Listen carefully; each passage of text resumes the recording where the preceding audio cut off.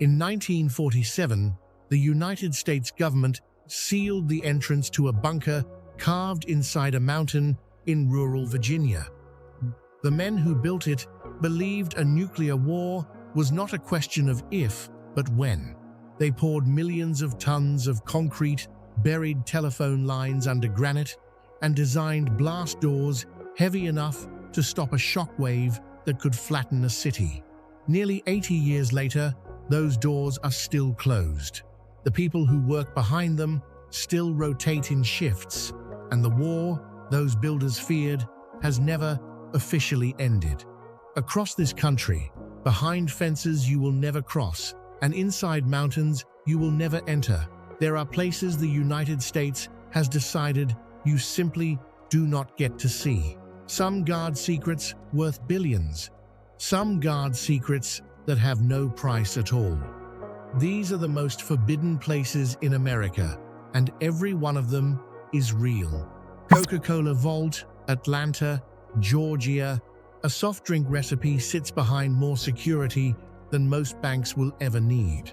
The Coca-Cola formula, known internally as Merchandise 7X, is locked inside a purpose-built vault at the World of Coca-Cola Museum in Atlanta.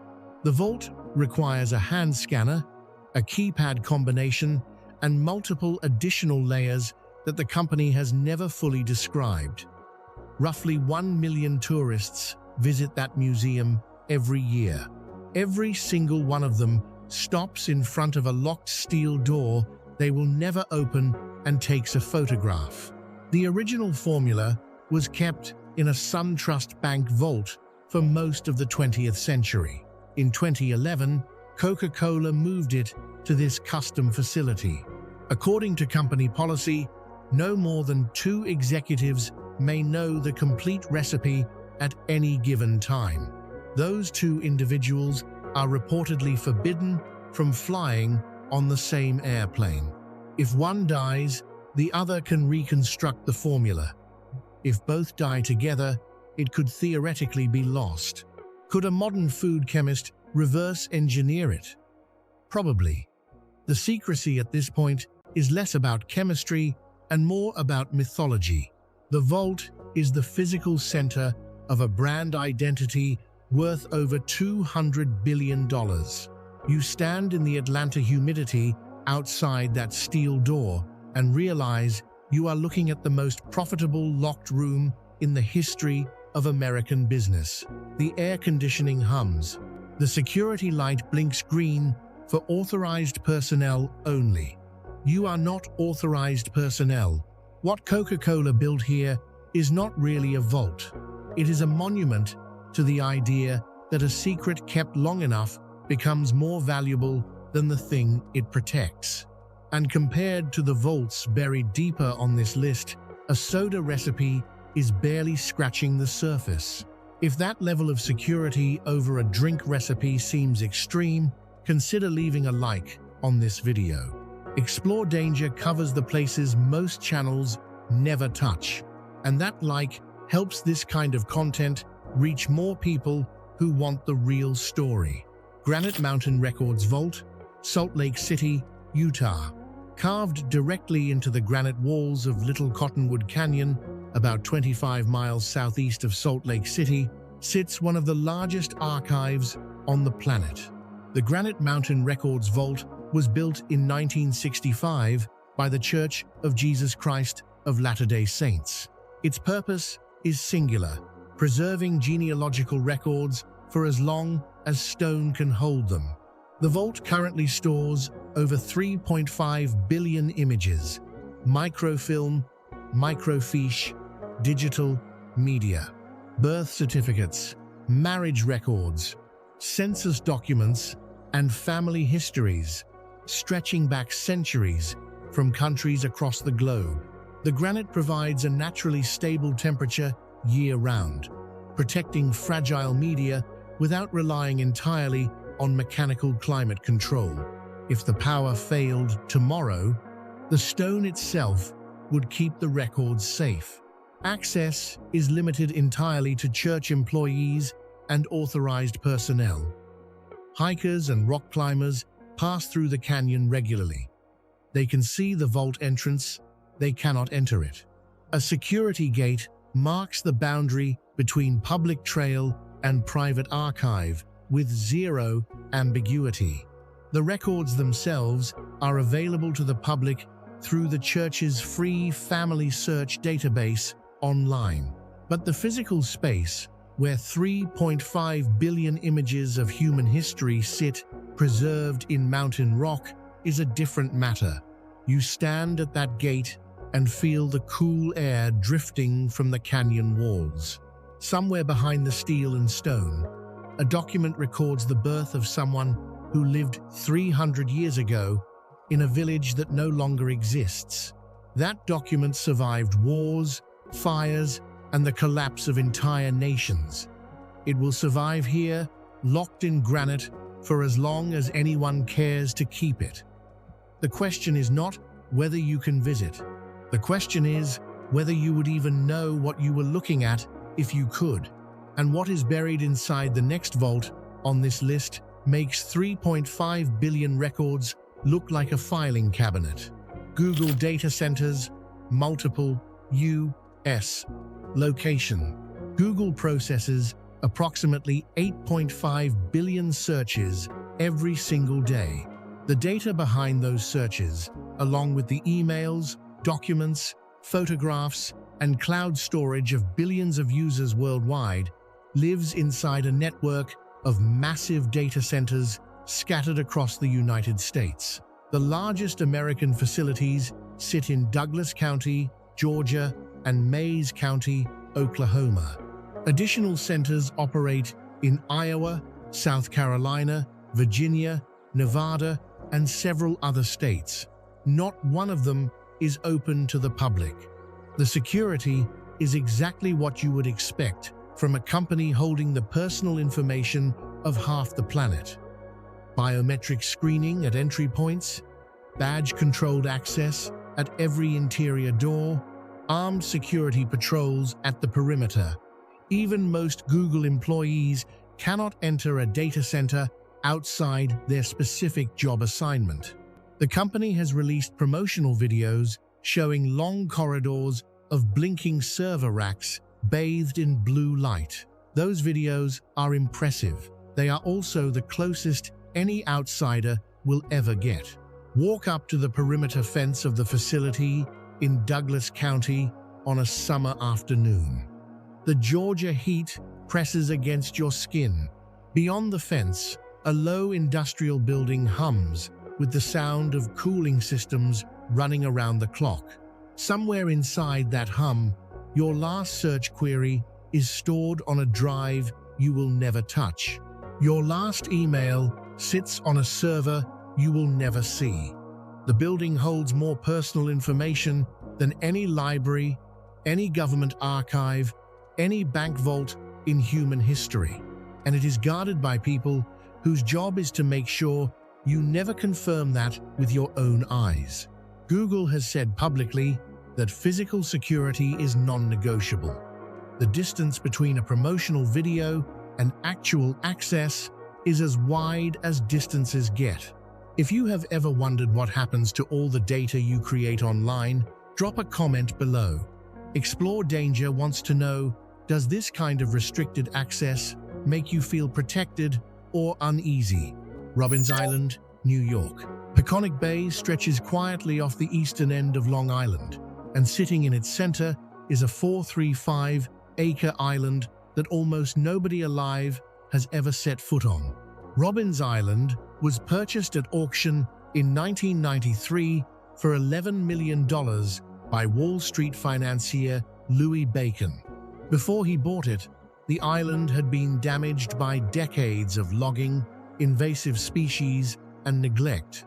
What Bacon did next turned it into one of the most carefully protected private nature preserves in the United States. He removed non-native wildlife. He replanted native vegetation species by species. He restored wetlands and shoreline habitats.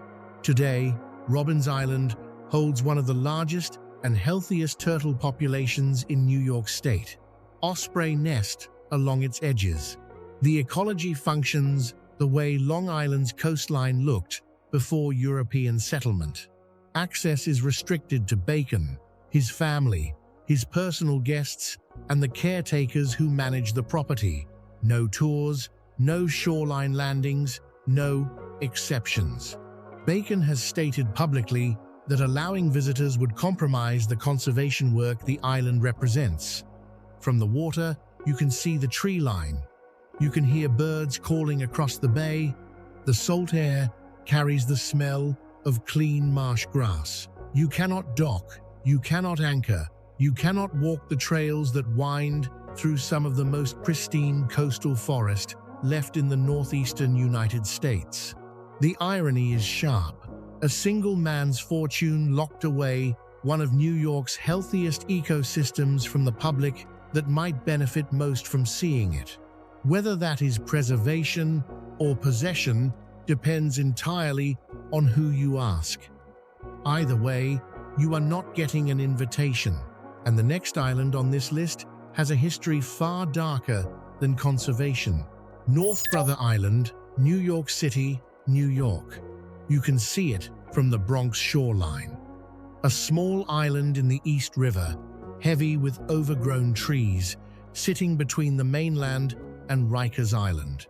North Brother Island looks abandoned because no one has lived there in over 60 years. No one is allowed to visit. And the history sealed inside those crumbling walls is one of the strangest stories New York City has ever produced. From 1885 to 1963, Riverside Hospital occupied the island. The city used it to quarantine patients with highly contagious diseases: smallpox, tuberculosis, typhoid fever. Its most famous resident was Mary Mallon, better known as Typhoid Mary, an Irish-born cook identified as the first known asymptomatic carrier of typhoid in the United States. She was confined to North Brother Island in 1915. She died there in 1938. She never showed a single symptom.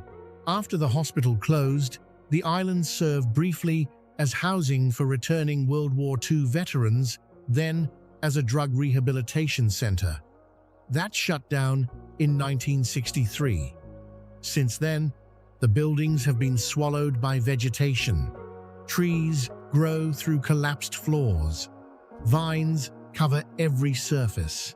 The New York City Department of Parks and Recreation now classifies it as a bird sanctuary and wildlife preserve. Stand on the Bronx waterfront on a gray afternoon and look across the channel. The island is close enough to feel reachable, a few hundred yards of dark river water, but those few hundred yards are a legal boundary, enforced without exception. Researchers and photographers occasionally receive permits. Everyone else stays on the shore, staring at a place where a woman was locked away for 23 years for a disease she could spread but never feel. If you are finding value in these stories, a simple subscribe keeps you connected to every new video Explore Danger releases. No place on this channel is off-limits to the research. Plum Island, New York. 1.5 miles off the northeastern tip of Long Island, an 840-acre island has operated as a restricted federal research facility for 7 decades. Plum Island is home to the Plum Island Animal Disease Center, a laboratory where scientists study some of the most dangerous animal pathogens on Earth: foot and mouth disease, African swine fever, viruses capable of collapsing the American livestock industry if they ever reached the mainland. The facility opened in 1954, initially operated by the United States Army. Control later transferred to the United States Department of Agriculture. The biosecurity protocols are among the strictest of any research site in the country. Every person who enters the lab buildings undergoes decontamination before leaving. Equipment is sterilized. Air filtration systems prevent any pathogen from escaping the building. The last thing anyone needs is a contagious animal virus crossing 1.5 miles of open water to Long Island's farms. No visitors are permitted. Ferry access is exclusively for authorized personnel with verified clearance. The island has a 19th century lighthouse that dates to 1869, but no tourist will ever photograph it from the island's shore. The federal government announced plans to relocate the facility's operations to the National Bio and Agro Defense Facility in Manhattan, Kansas, which opened in 2022. Plum Island's future remains undecided. From a boat on Gardiner's Bay, you can see the island's tree-lined coast. Seabirds circle overhead. The water is calm. Nothing about the view suggests that behind those trees, scientists handle pathogens that could devastate a nation's food supply. That gap between what the island looks like and what it actually contains is the entire point. Public access remains off the table for the foreseeable future, and the reasoning requires no explanation.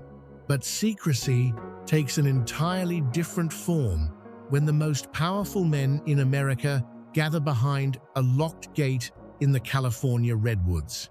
Bohemian Grove, Monte Rio, California.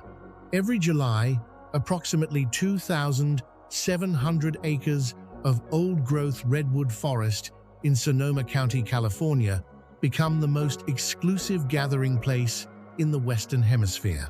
Bohemian Grove is the private campground of the Bohemian Club, a men's organization founded in San Francisco in 1872. The guest list for its annual 2-week retreat reads like a directory of American power.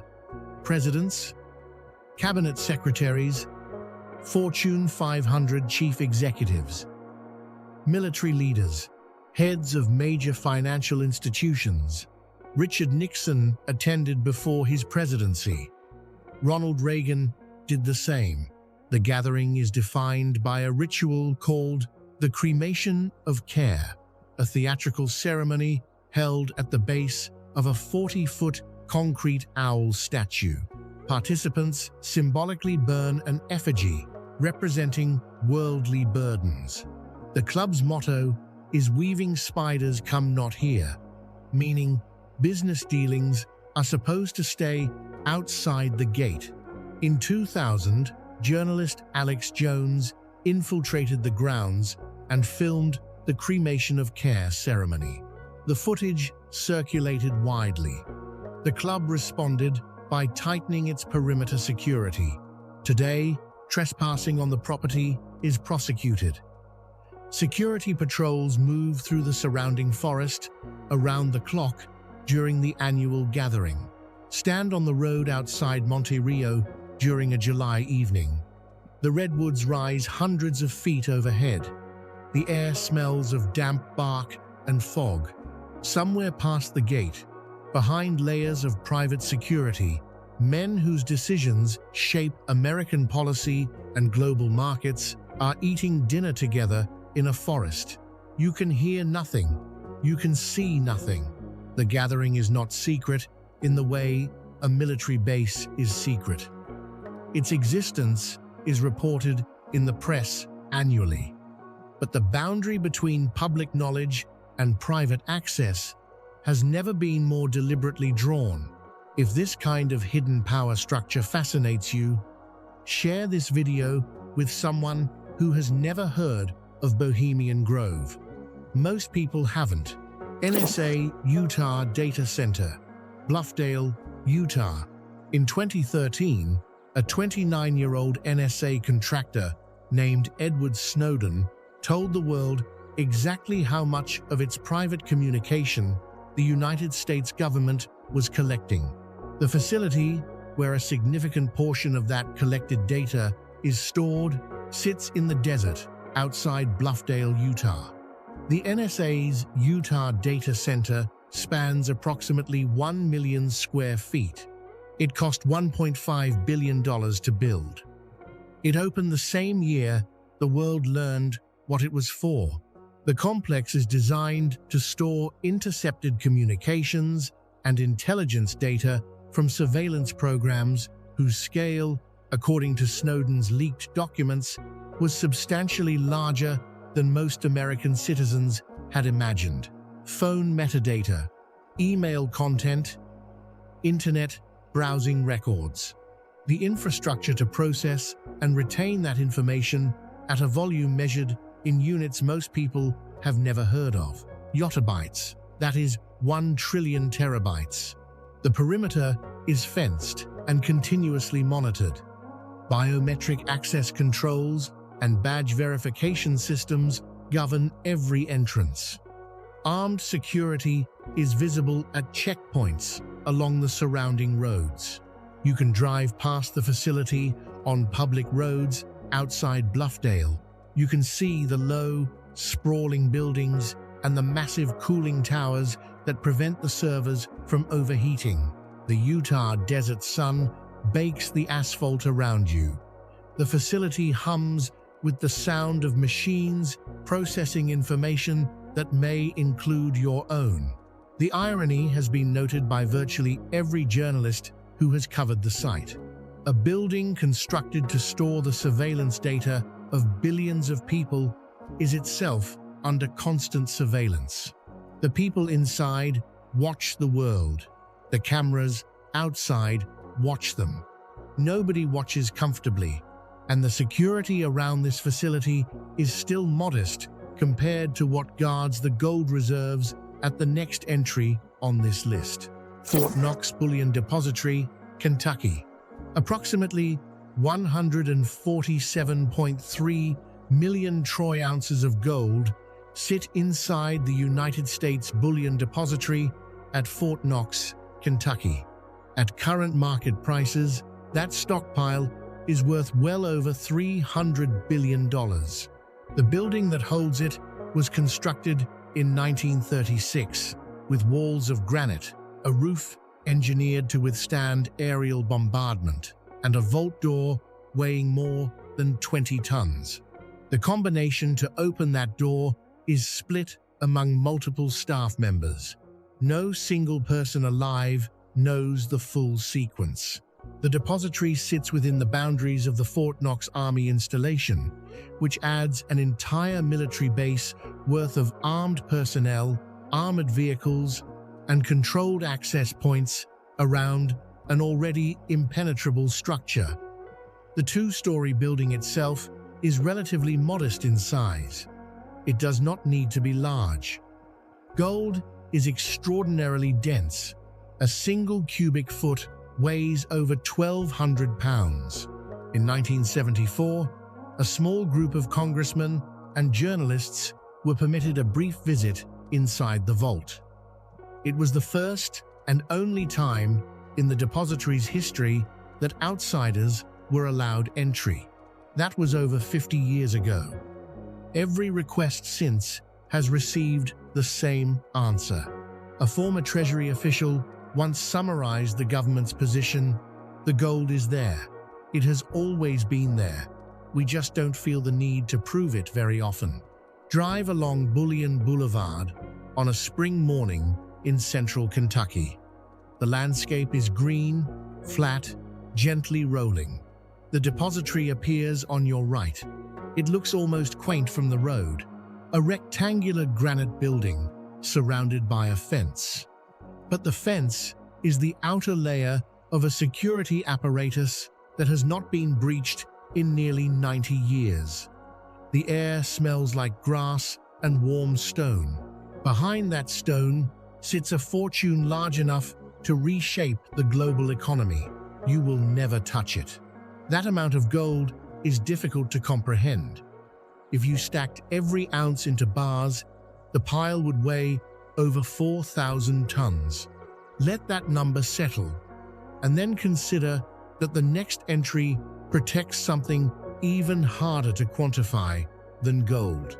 If you are learning things in this video you have never heard before, a like goes a long way toward helping Explore Danger reach the audience that wants this depth. One tap, it matters. The Pentagon's restricted sections. Arlington, Virginia. The Pentagon contains 17.5 miles of corridors and approximately 23,000 employees. Public tours exist. You can schedule one through a congressional office and walk certain hallways lined with memorial displays and historical exhibits. You will get an accurate sense of the building's enormous scale. You will learn essentially nothing about what actually happens inside it.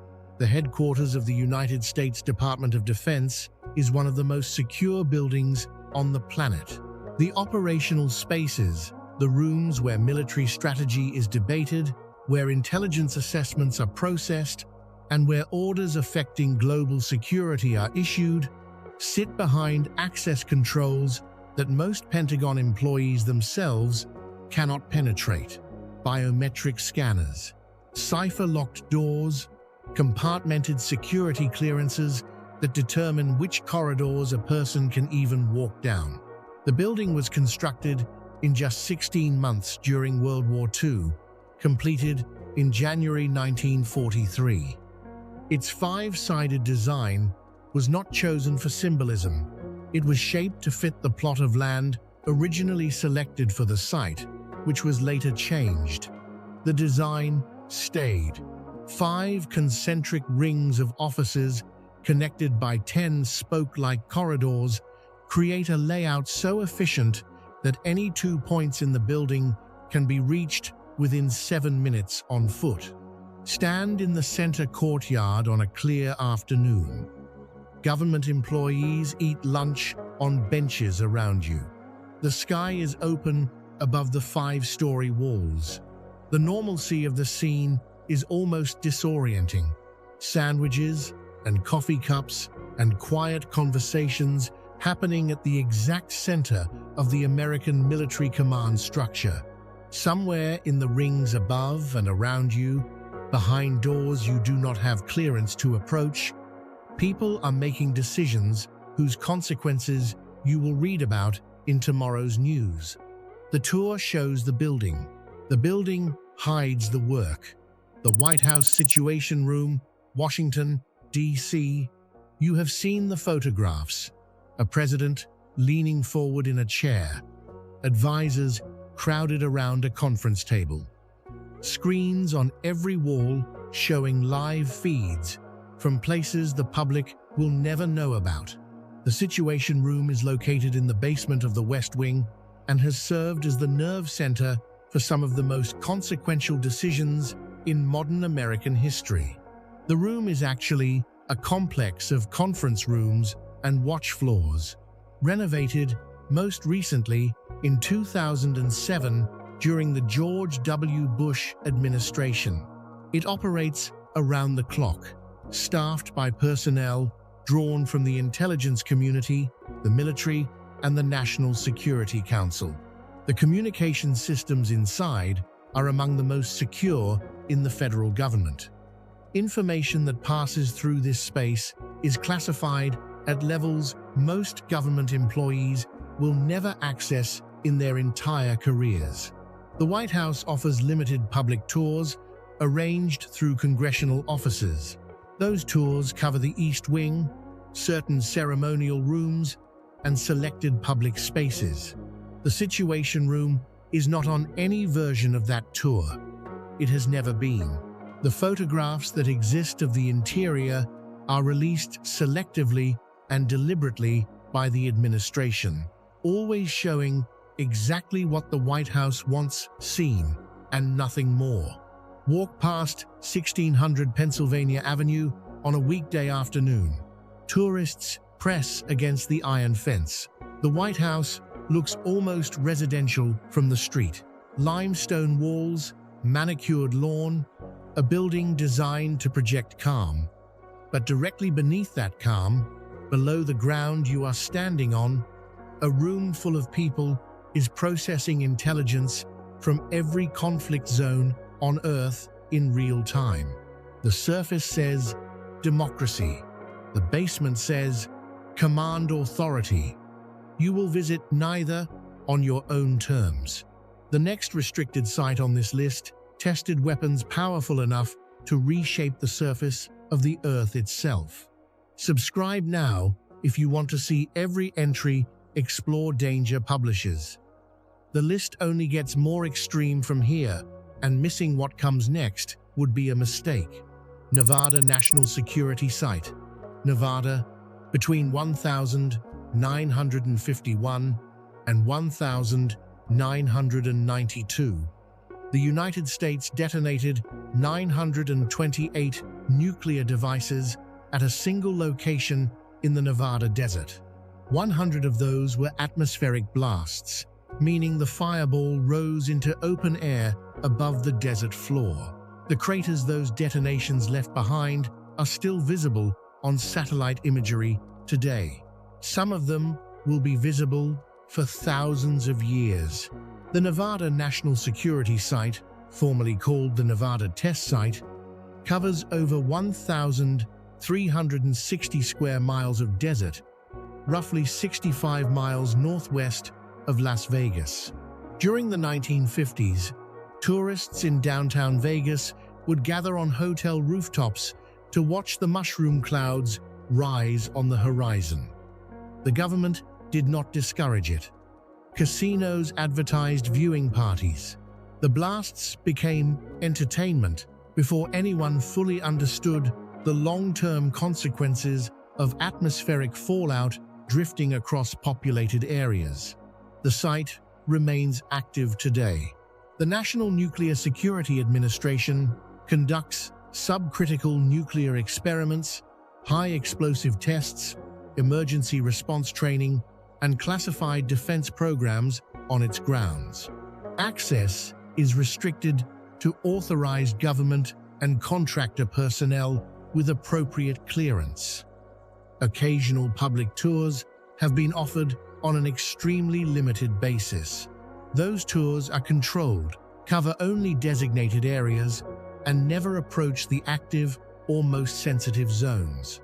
Drive northwest from Las Vegas on Highway 95.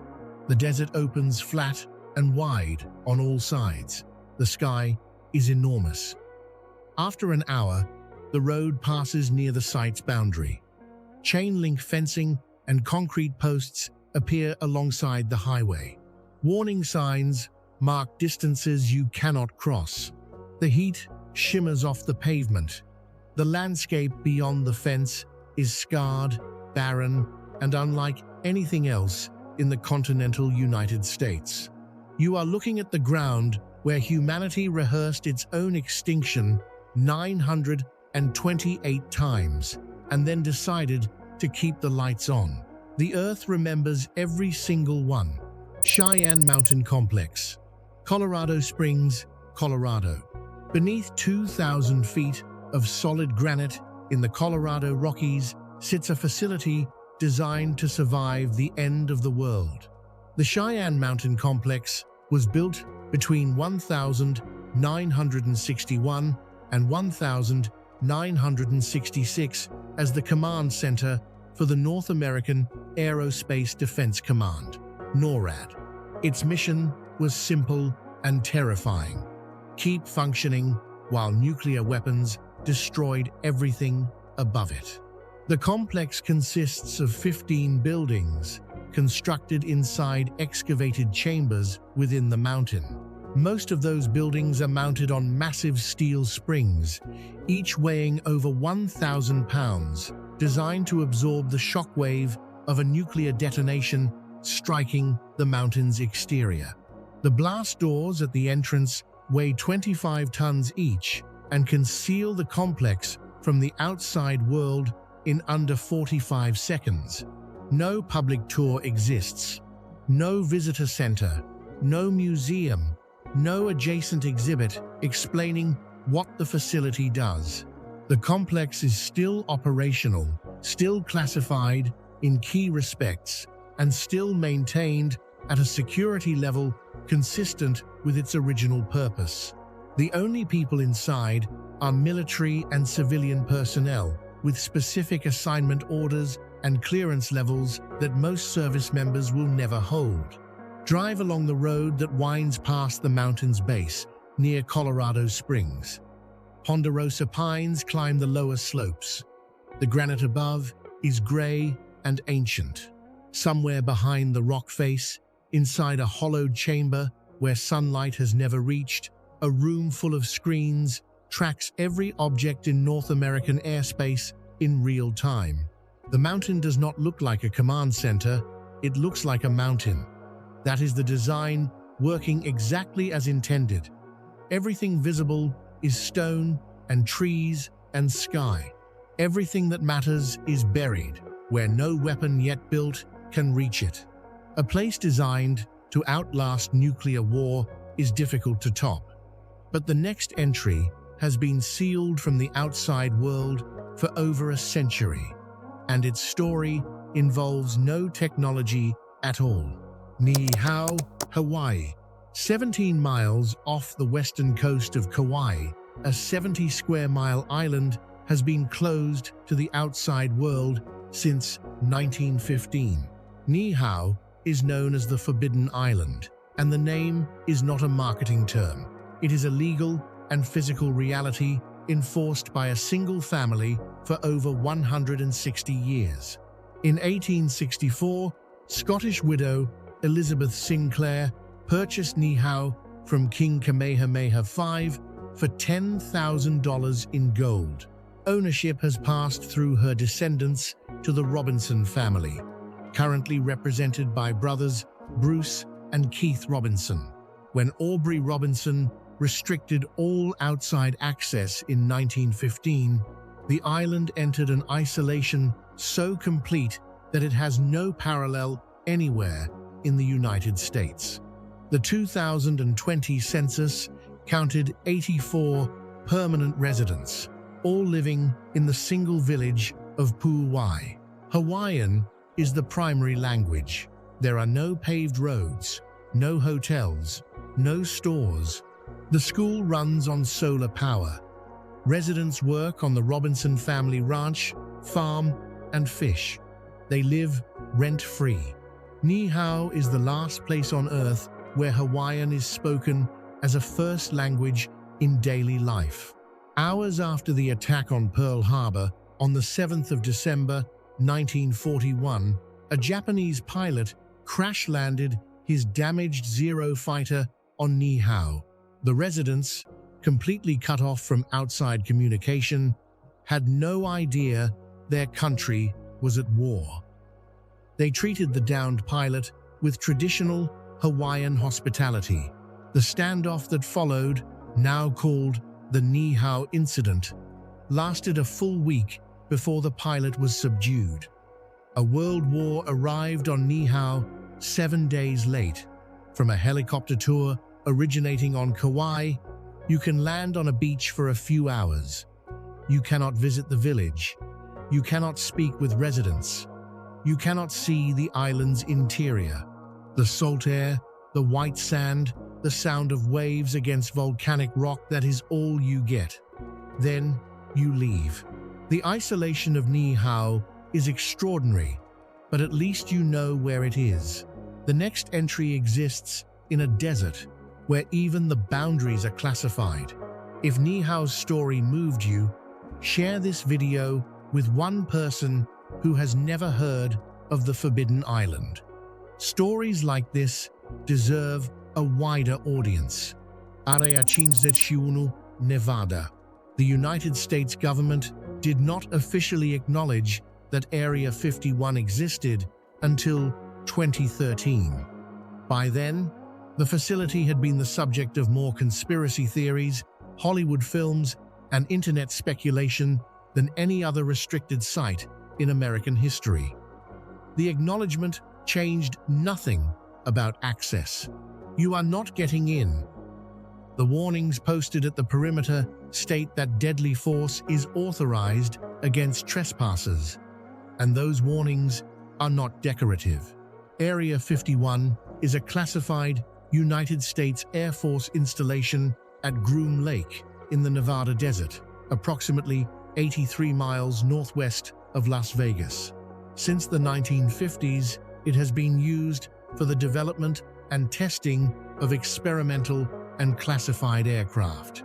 The U-2 reconnaissance plane was tested here. So was the SR-71 Blackbird. Both programs remained classified for years after the aircraft were fully operational and deployed worldwide. The perimeter extends miles into the surrounding desert. Motion sensors are buried in the sand. Surveillance cameras monitor every approach road.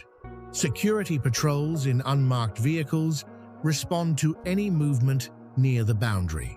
In 2019, a viral social media event called Storm Area 51 drew approximately 1,500 people to the outer desert. Most took photographs near the warning signs and drove home. Nobody breached the perimeter. The nearest you can legally get is Rachel, Nevada, population roughly 54, located on State Route 375, officially designated the extraterrestrial highway by the state. Rachel has a gas station and a diner called the Little Aline. It sits about 25 miles from the base's outer boundary. Stand in the parking lot at dusk. The desert stretches in every direction, flat and infinite under a sky turning orange. Somewhere out there, behind sensors and patrols and fences, work is happening on aircraft the public will not learn about for another decade. The distance between you and the truth is 25 miles of restricted sand. That is as close gets. Diego Garcia, U.S. Naval Support Facility, Indian Ocean. In the central Indian Ocean, over 1,000 miles from the nearest continent, a horseshoe-shaped coral atoll serves as one of the most strategically important military installations the United States has ever operated. Diego Garcia is the largest island of the Chagos archipelago. It hosts a joint U.S.-UK military base that has launched operations in the Gulf War, the war in Afghanistan, and the Iraq War. No civilian aircraft may approach it. No commercial vessel may dock. No tourist has ever legally set foot on its shore. The island's military history begins with a forced removal. Between 1968 and 1973, British authorities expelled the Chagosian people, the indigenous population, from their homeland to make way for the base. Entire communities were uprooted. Families were relocated to Mauritius and the Seychelles under conditions that international courts have repeatedly described as a violation of human rights. The legal battle over their right to return continues to this day. The base itself functions as a critical logistics and refueling hub in a region of ocean that is extraordinarily far from any other Allied installation. Its airstrip can accommodate B-52 bombers and other heavy aircraft. Its harbor shelters naval vessels during extended deployments. During peak operations, thousands of military and contractor personnel cycle through the island. Imagine standing on the atoll's white sand, surrounded by water so blue it looks artificial. Coconut palms line the interior. The air is warm, heavy with salt and humidity. The lagoon is calm and clear. It looks like a postcard of paradise. But the sound underneath the silence is diesel generators, aircraft engines spooling on a runway, and the mechanical hum of a base that never sleeps.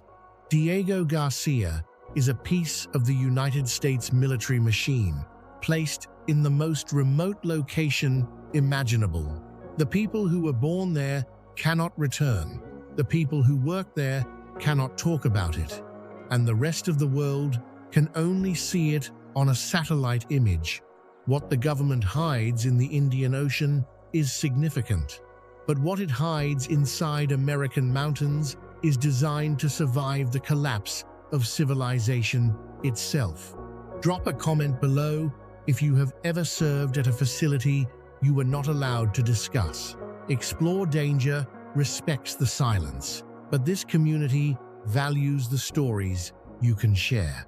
Mount Weather Emergency Operations Center, Virginia, 48 miles west of Washington, D.C., in the Blue Ridge Mountains of Clark County, Virginia, a facility sits that the federal government kept almost entirely secret for decades.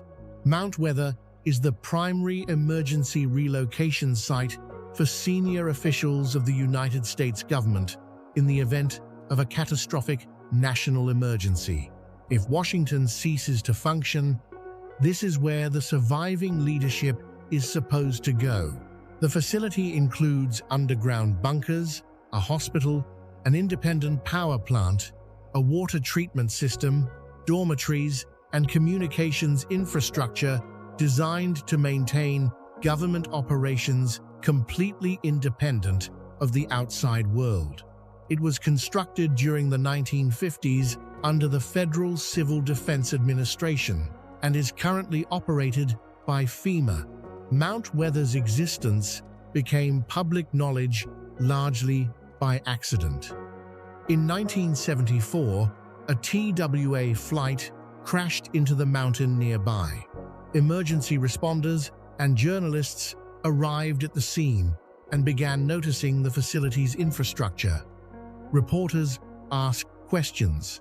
The government acknowledged the site exists in general terms while keeping virtually every operational detail classified. Even aerial photography of the site is restricted under federal regulation. Drive west on Route 601 through the Virginia countryside on an autumn morning. The Blue Ridge rises ahead, layered in fog and red oak. The road narrows, a fence appears, then a gate, then a sign that communicates, in the minimum possible number of words, that you have reached the end of the public world. Beyond that gate, underground, a parallel version of the American government waits in a state of permanent readiness, staffed, supplied, silent. The mountain absorbs sound the same way it absorbs blast energy. Standing at the perimeter, you hear nothing but wind through the trees.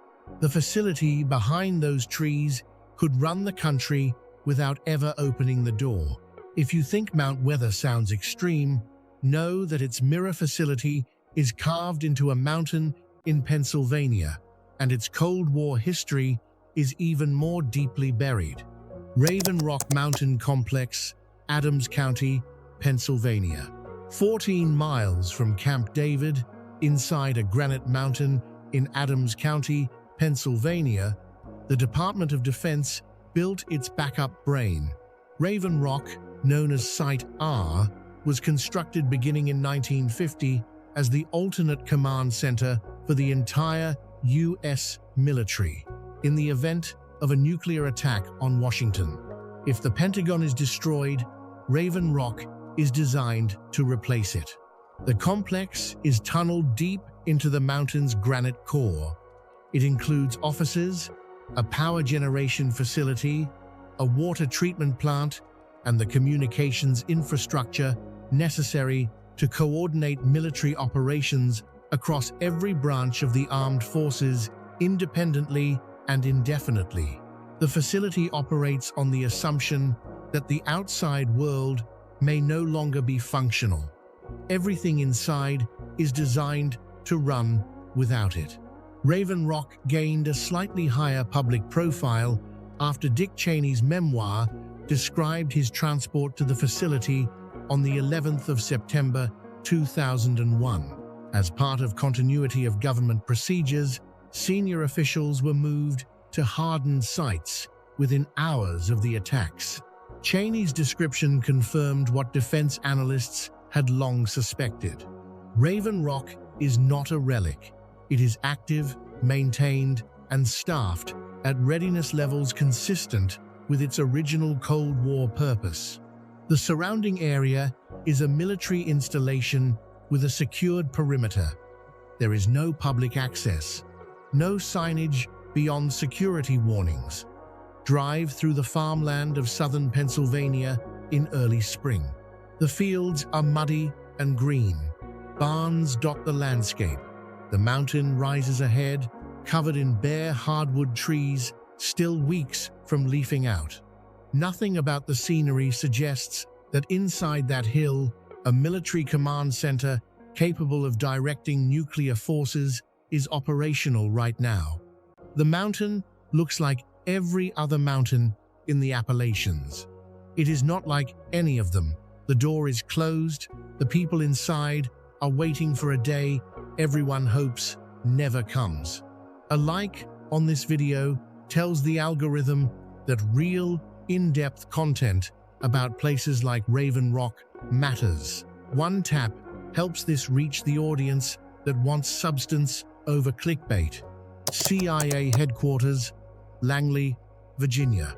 The George Bush Center for Intelligence sits on a heavily wooded campus in Langley, Virginia, approximately 8 miles from downtown Washington, D.C. It is the headquarters of the Central Intelligence Agency. The agency employs an estimated 21,000 people, though the exact number is classified. Most of what those people do every day is also classified. The original headquarters building was completed in 1961. A second building was added in 1991. The campus includes additional structures whose purposes and functions have never been publicly described. The building most people recognize, the one with the CIA seal embedded in the marble lobby floor, appears in films and television constantly. It has become one of the most visually familiar government buildings in America. Virtually no one who recognizes it has ever been inside. Access to the operational areas of the campus requires security clearances that take months or years to obtain. Even employees are compartmentalized, meaning a person working on the 3rd floor of one building may have no knowledge of and no access to work being done on the 2nd floor of the building next door. The agency offers limited programs, internships, and recruitment events where vetted visitors enter the campus under strictly controlled conditions. But the facility, as a functioning intelligence operation, is as closed as any site in the country. One former CIA director described the building in a way that captures its character precisely. Everything you see when you walk in is designed to remind you what this organization is. Everything you cannot see is where the actual work happens. Stand at the campus perimeter on a muggy Virginia evening. The trees are thick. The road curves away from the entrance. The building is invisible from public ground.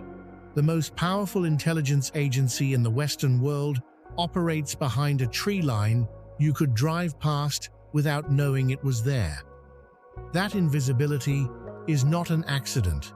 It is the first layer of security, and the final entry on this list takes that principle to its absolute limit. You cannot visit these places because you are not supposed to know they exist. If CIA headquarters represents the visible face of secrecy, consider subscribing to Explore Danger now, because the final entry on this list reveals what happens when secrecy has no face at all. Classified FEMA, Continuity of Government Sites, United States. There is no single address for this entry, no GPS coordinates, no satellite image to study. The United States maintains a network of classified emergency relocation and continuity of government facilities scattered across the country at locations that are themselves classified. Some are acknowledged in general terms, most are not. The exact number is unknown to the public.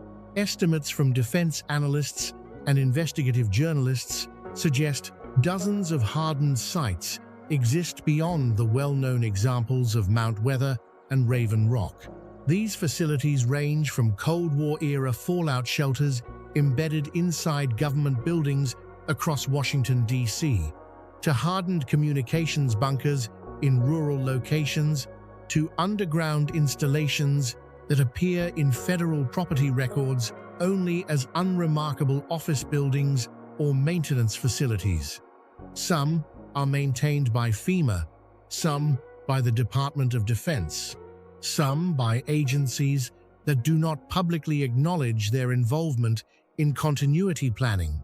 Collectively, they represent the infrastructure built to guarantee that some version of the United States government survives no matter what happens on the surface. Nuclear war, pandemic, natural disaster on a continental scale, coordinated attack on every major city simultaneously. The planning accounts for scenarios most people would rather not think about. The facilities built for those scenarios exist right now, maintained, staffed on rotation, and tested on schedules the public will never see. The thought that sits heaviest is this. Somewhere in America, in a place that looks completely ordinary from the outside, a door leads underground to a room designed to keep the government running after the rest of the country has stopped. You have probably driven past one. You did not notice. You were not meant to. These are places that are not just closed to the public. Their existence, their locations, and their capabilities are the secret. You cannot visit them because you are not supposed to know where they are. And in most cases, you do not. 20 places. Some hide behind corporate branding. Some are buried inside mountains. Some float in the middle of an ocean most Americans could not find on a map. One is an island where a world war arrived a week late. One is a network of bunkers whose locations are, right now, classified above the clearance level of most elected officials. What they share is simple. They exist outside the version of America you are allowed to see, and every single one of them is real. This is Explore Danger. Some of you watching right now have worked in places you were never allowed to name. Some of you have driven past facilities on this list without knowing what was behind the fence. Some of you have clearances and stories that will never leave your memory. This channel exists because these places and these stories deserve to be documented with the seriousness they demand. If you know something the rest of us don't, the comments are open. If you want to keep going deeper with every video, subscribe, and if someone you know would watch this from beginning to end the way you just did, send it to them. The people who want this content know who they are. Explore Danger will keep finding the places no one else is willing to cover.